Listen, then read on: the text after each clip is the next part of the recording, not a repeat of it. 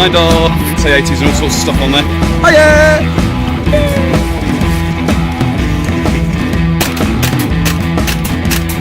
Full. Yes, I did catch it.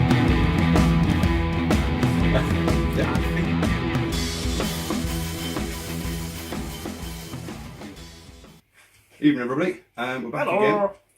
He's in the hot seat again. Hello. I'm Mark, that's Matt, Sherman and Spectre. This is the Thin Brown Line Airsoft channel. Is it? Needless to say, there's a reason why I've just emphasised Airsoft this time. You can tell me. You're in for another treat this evening. So without further ado, I shall pass you on to Gimpoid. Bastard. Thank you. Right.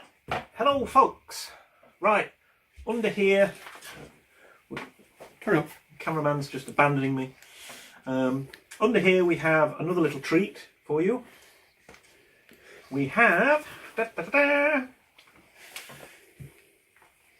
all going, what the hell is that? No, they're not. They're good. Hey, it looks like an airsoft sniper rifle with a big, with a nice big optic on it. It's not. No, this is not an airsoft weapon. Pay attention to this red flag. Right. Listen very carefully. I will say this only once. This is a safety flag that won't come out. If it's a little bastard. She's a lesson. Yeah, and twice again this morning. Okay. This is a real steel firearm. So, it is perfectly safe. There is nothing in the chamber. There is no bolt in it because the bolt is here. Okay. This is a CZ452. So we'll get the paperwork bit done first, get it out of the way. The 452 is a magazine-fed bolt-action rifle. This particular one is in 22 LR, or 22 long rifle as it's known. Also comes in .22 WMR, which is basically bigger, a bigger caliber round. We've got 17 HM2, which I've never even seen, and also a 17 HMR. So that's 0.17 of an inch across. The 17 HMR we will cover in a later video. This gun can trace its origins back to our friends the German Wehrmacht. When they were in Czechoslovakia, they asked the Czechs, rather nicely, to build them some training rifles. Apparently they had a need of them in 1943, 44. So yeah, first model 452 was produced in 1954 and was in production right up until 2011 when they moved on to the 455. Effective range of a 22 LR is around about 200 metres, which is probably about 230, 240 yards, which, given the size of the cartridge, is mildly amusing. These come in a variety of feed systems. You have a 5-round mag, which we have in this one. Little diddy. Little diddy. Sits flush with the woodwork of the gun, and it is my go-to one when I use this. I do have a 10-round mag, which is a bit of fun. An extended mag. Yeah. Hey, we get a 25 round. You know, we're living it up here. The sight system. These come with an 11mm dovetail on the top, so you can clamp optics on. Very similar to the SA80. Yeah. So, yeah, same sort of magazine feed systems you'll see in real steel rifles. Sorry folks, technical difficulties with another camera. What? Yes. I do have some ammo. Obviously this is live ammo. So you have the magazine, you slot in, and then you keep pushing in, and that goes down. When you put it into the rifle, and every time you push the bolt forward, picks the round up, slots it into the barrel. Interesting. The loading of the magazine is one thing films do get correct. Yes. Yes. So yeah, these rounds, as you can see, are tiny. They are 0.22 of an inch across. I'm looking around for I've probably got a BB on the floor somewhere. Well, I wasn't necessarily looking for a BB. I was looking for something of a known. But there's a BB. Think my channel. Yeah. They know that size. They know the size of it. Sorry. Yeah. These things are tiny. The eagle-eyed amongst you will have noticed there's a little hole in the end of this round. This is because it is a hollow point round. There are two types of ammo you can buy in the UK on a licence, obviously. One is solid ammo, which is used for target shooting, punching holes in bits of paper. Carry on. He's abandoning me. The hollow points are used for vermin shooting. This is what this rifle is used for. We're talking small ground game, rabbits, squirrels, foxes, and also humane dispatch on larger animals, right up to cows and horses. So, you know, this may be a small rifle, but it is still dangerous, especially in the wrong hands. The primer of the cartridge is actually in the rim of the bullet casing here, and when it fires it will crimp the rim and that will set off the charge inside the casing, hence why they call it a rimfire rifle. These ones fire, this particular brand fires at just over 1,000 feet per second, 1,050 feet per second at the muzzle.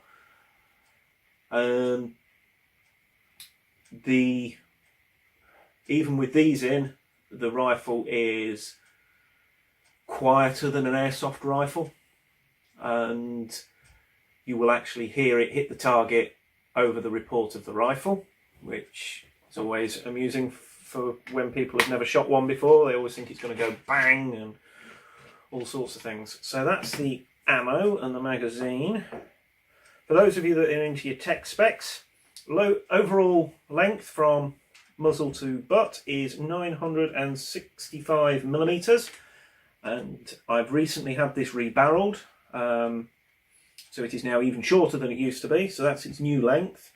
The barrel is 340 millimeters. The barrel stops about there and goes through to about there. Like I say, it's a brand new barrel. It's had a couple of hundred rounds through it, which for a 22 is nothing. So I'm still bedding it in, and yeah, going over the rifle itself in a bit more detail. We've got the stock, nice polished wooden stock. When I bought this rifle off its previous owner, the stock was in a terrible condition, so I've, 2 sugars please, given it a good polish. The benefits of having your studio in your house. And it's come up like this, really nice and shiny. And the reason I've got this on it is the actual cast of the stock is quite a long way down, and I have these set up so that when I mount my head on the cheek rest of the rifle, I will always be in the same place to look through. So I can literally close my eyes, open my eyes, and I can see straight down that scope, and there's no having to remember to move my head a little bit this way, a little bit that way. So I will take the safety flag out. Remember, there is no ammo in the rifle. The magazine is on the table, and here is the bolt for the rifle, and obviously goes in there. You have to hold the trigger down so that you can close the bolt. Obviously there's nothing in the chamber, as we know, so there you are, the rifle is ready to fire.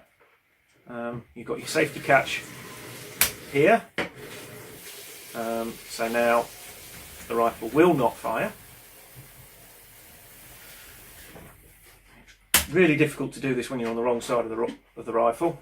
Obviously, not going to pull the trigger because we're inside. This rifle is set to about 2.5 pounds of trigger pressure. which is ridiculously light, which is good, increased accuracy. We have a 4x12 50mm scope on the top, made by Nico Sterling. Good little scope. Got the mil dots on it. Yeah, it wasn't a expensive scope when it was first made. Obviously you've got your elevation and your windage adjustments on there. A screw off like that. 1/4 inch at 100 yards. Standard adjustments. The reticule is also illuminated, so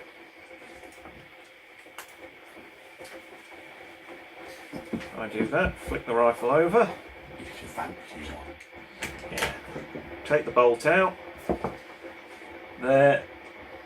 I don't know if my cameraman can see anything. I'm sure you've all seen an illuminated reticule.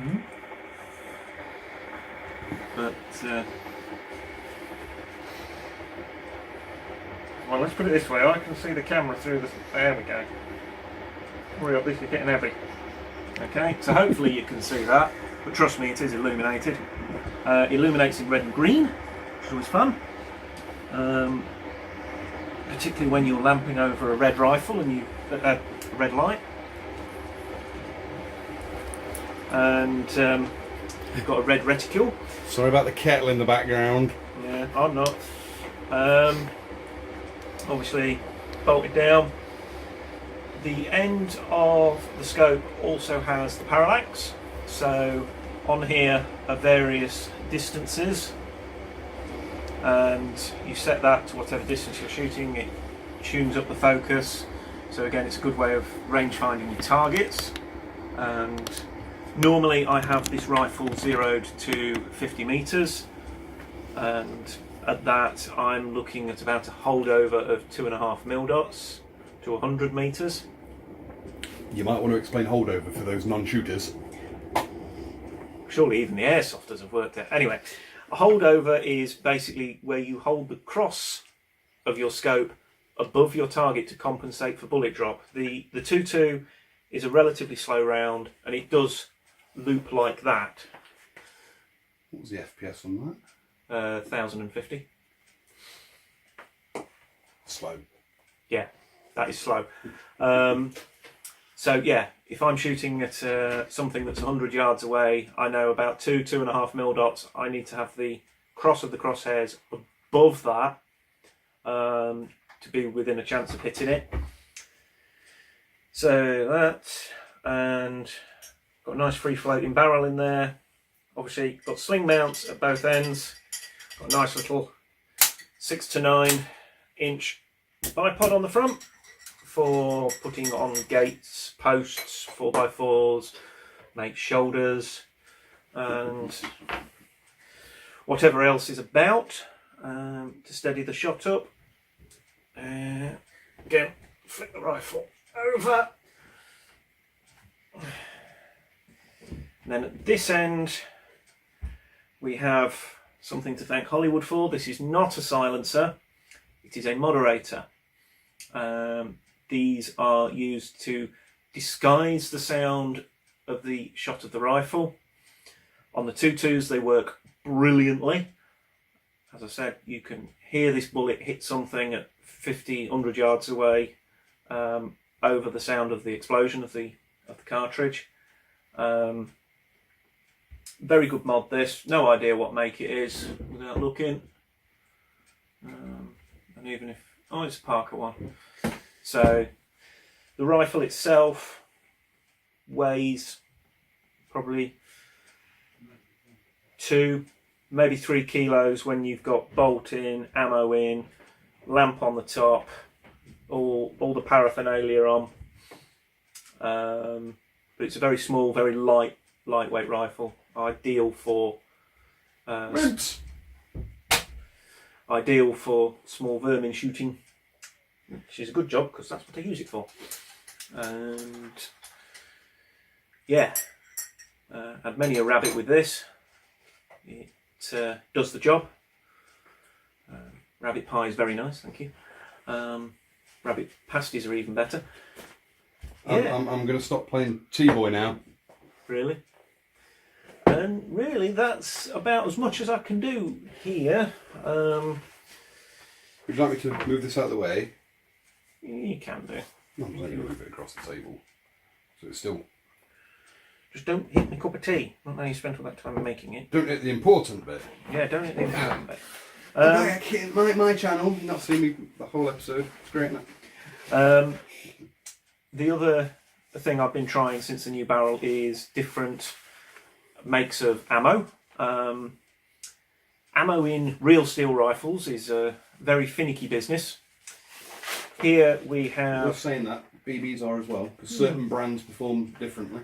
Yeah. All these are shot at 50 metres by me on the same day, aiming at the centre of the dot. Would you like me to just bring that up to it instead? Yeah. So... this is one brand, as you can see. The brand is at the top. So I believe the subs is subsonic, yes? Yeah. All of these are subsonic rounds. All of these are designed for vermin hunting, and the whole idea of this exercise was to see which brand would group the best, given the same point of aim. Obviously, I've not. You can't see that brand very well, but I believe that's CCI segmented, yes? Yeah, that's their segmented hollow point. All these are vermin rounds. As you can see, some rounds cooperate with the rifle and my shooting a bit better than others. Videos. Look, not dissimilar to impacts of BBs on paper because of the size of the rounds. And another brand. Yeah. So, and as you can see, some of those are what we call keyholing, which is literally touching each other. So I've narrowed it down to a two-horse race now between the CCI hollow points and the Ely hollow points, and I'll do another test on another day and make up my mind which one I'm going to use. These rattle less than BBs as well. Actually, they don't. No, they don't. You just don't run around with them like you do with BBs. There is that, and they're a lot heavier as well. That probably weighs about as much as 3,000 rounds of BBs. Well, what do you reckon this is? 0.2? That is a 0.2. I know, because I only fire 0.2 in my studio. Yeah. The CCIs that I've got here are 40 grains. So not 0.4s, 40. Yeah. Which is not twice as much, it's 200 times. So yeah, each bullet weighs 40 grains and leaves the barrel at 1,050 feet per second. It does say here on the back, what does the safety information say? Discharging firearms in poorly ventilated areas, cleaning firearms or handling ammunition can expose... Having you in a poorly ventilated area is a bad idea. Well, yeah. Can lead to lead or other chemicals known to be toxic. So yeah, there's all sorts of useful safety information on the back. Apparently these come with a fire or projection hazard as well. That's amazing, isn't it? Yes, they are live ammunition. You're not supposed to smoke around them as well, which is... Well, I'm not smoking, so you're fine. Wear eye protection. See? Eye pro. Yeah, eye pro.